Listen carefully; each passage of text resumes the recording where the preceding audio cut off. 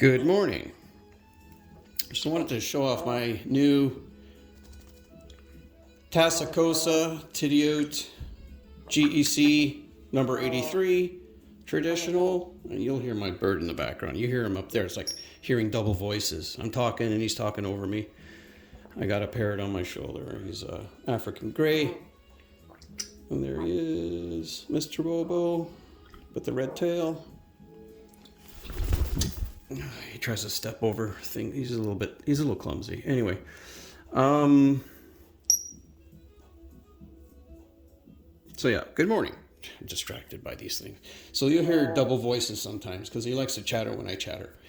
So I want to show off my new GEC, and I wanted to give you guys a little tip that I just sort of figured out for myself. I don't know if somebody else has figured out. Obviously, it's 8 billion people in the world. Somebody's got to figure it out themselves as well, but I didn't check it out. I just came up with it on my own. And what I did do is some of these traditionals, they have a problem for me. They're a problem for me. They're obviously, it's not a problem for everyone because it's obviously not big news, but they can be squeezed.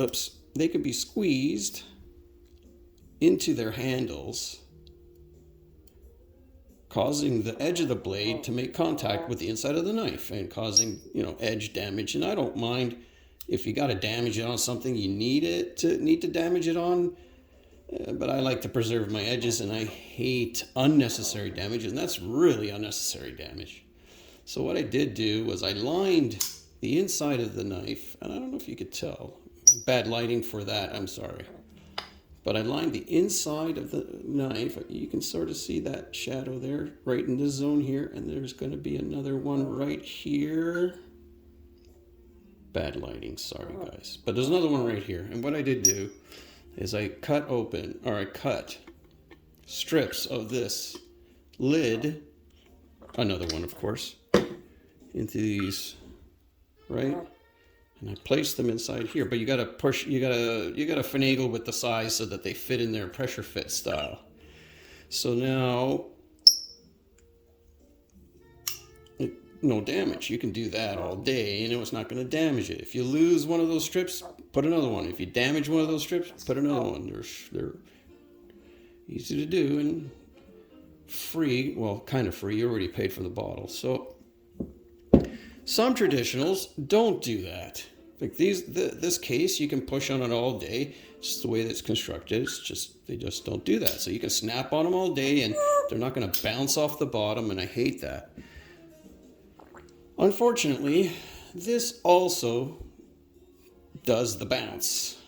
And I'm being very careful because this one's not protected.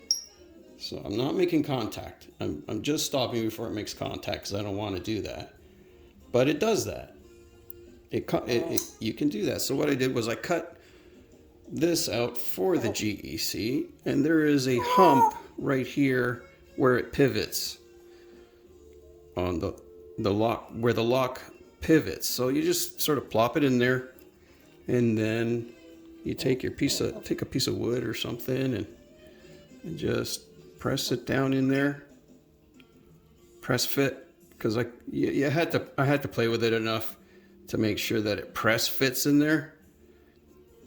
And it's a bit frustrating. That part is a bit frustrating because, you got to cut a bunch of them. And if you cut it too small, you got to make another one. And anyway.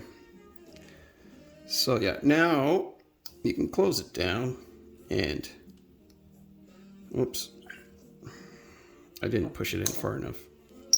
But as you can tell, it's starting to press fit in there.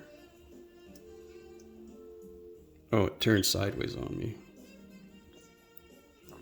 Anyway, it's very difficult to do on camera here, as you probably could figure out on your own here. But yeah, I've had it working, and I took it out just to show you how it works.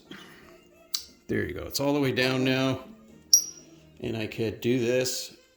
See, and it's contacting the plastic instead of the back of the So when I received the knife, it did have a little shiny spot right about there. And it's nobody's fault, it's just how the knife is made. And, you know, over the years, because this is a user knife, it had a little shiny spot there. So anyway, I honed it out, and then I put that in there, and now I can do this all day and no more issues. So just wanted to make a real quick video, say hello to everybody, have a great day. There's a little tip for you. I don't know, I kind of like MacGyvering things. And thank you for looking at my jacked up fingers. Those are working hands, that's what happens. And thank you for listening to the double talk in the background. Hey, giving Bobo kisses. Give me a kiss, Bobo. Good boy. Say goodbye to everyone.